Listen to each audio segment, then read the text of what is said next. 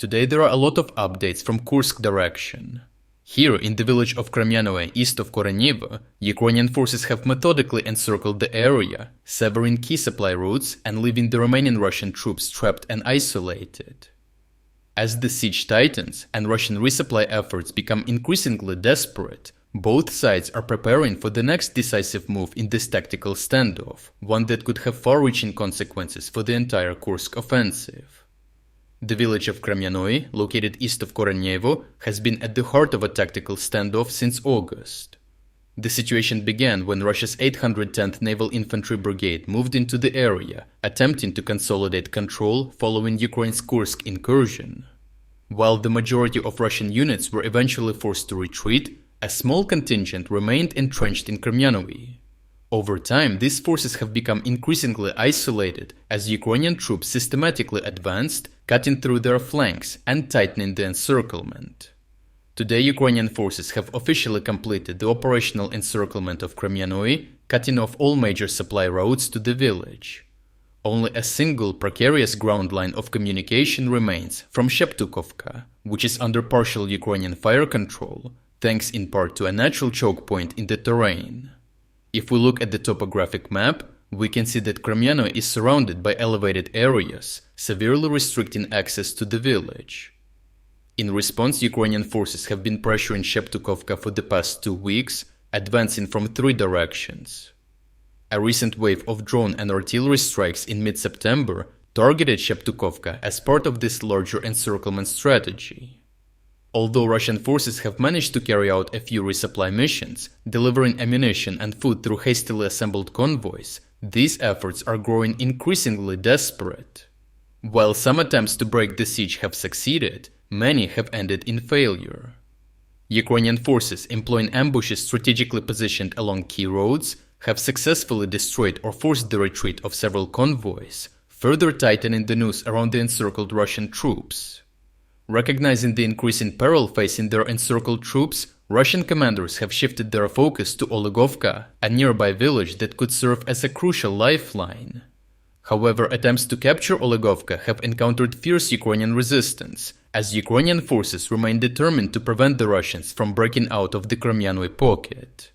The intense fighting underscores the high stakes, with both sides fighting for control of this key position.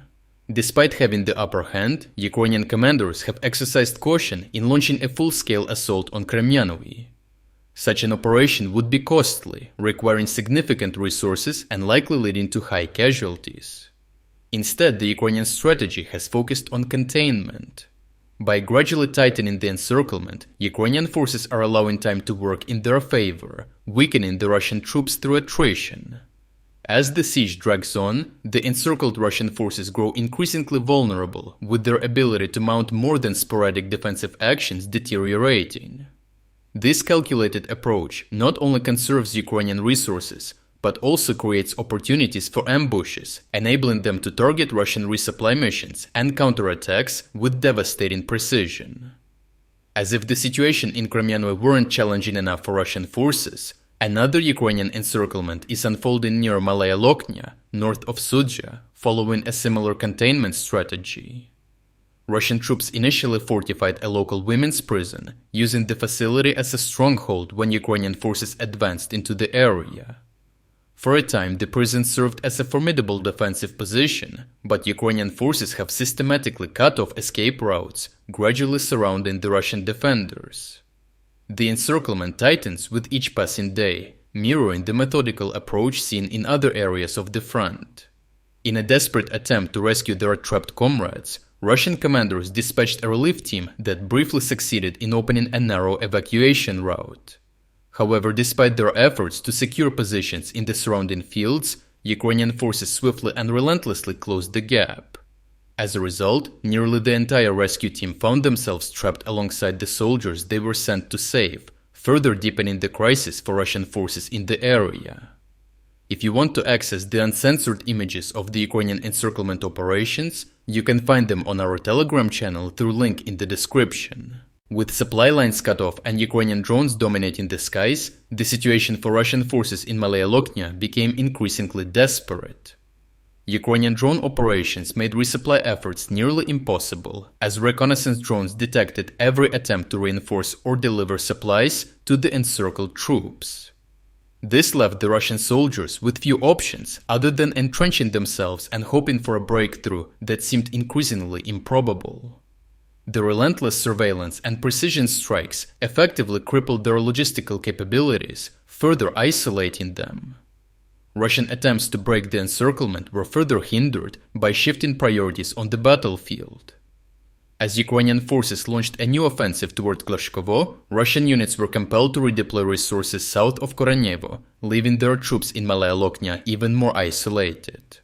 This diversion of manpower and equipment deepened the isolation of the encircled forces, severely weakening any prospects of a successful breakout.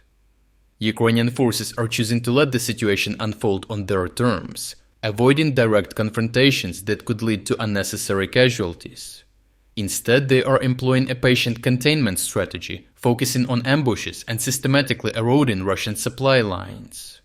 This approach steadily diminishes the enemy's ability to sustain combat operations, while allowing Ukraine to preserve its own manpower and resources. By methodically weakening Russian forces, the Ukrainians are setting the stage for a decisive victory without expending unnecessary effort. Most critically, Ukrainian forces have been capitalizing on their superior drone capabilities to assert dominance on the battlefield. Reconnaissance drones have allowed them to closely monitor Russian movements, while FPV drones have been instrumental in disrupting supply convoys, making resupply missions perilous, if not entirely impossible.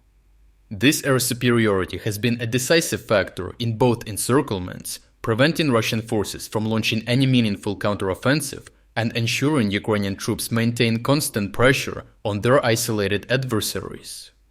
Overall, the ongoing encirclements in the Kursk region showcase the operational discipline and strategic foresight of Ukrainian forces. Their approach of containment and attrition is steadily paying off, as Russian troops grow more isolated and trapped with each passing day. By opting for a gradual tightening of the noose rather than costly direct assaults, Ukrainian commanders have demonstrated a keen understanding of the advantages that time and sustained pressure can offer. With Ukrainian forces now closing in on Kremyanoe and Malaya Lokhnya, the outcome of these encirclements appears increasingly inevitable. If you're against the invasion of Ukraine and you want to support the work that I am doing, consider making a purchase in the online store UA Supporter. Here you can find a lot of products with Ukrainian symbols to not only show your support for this channel, but also for Ukraine. The link to the online store is in the description. Thank you for watching this report, and I will see you in the next one.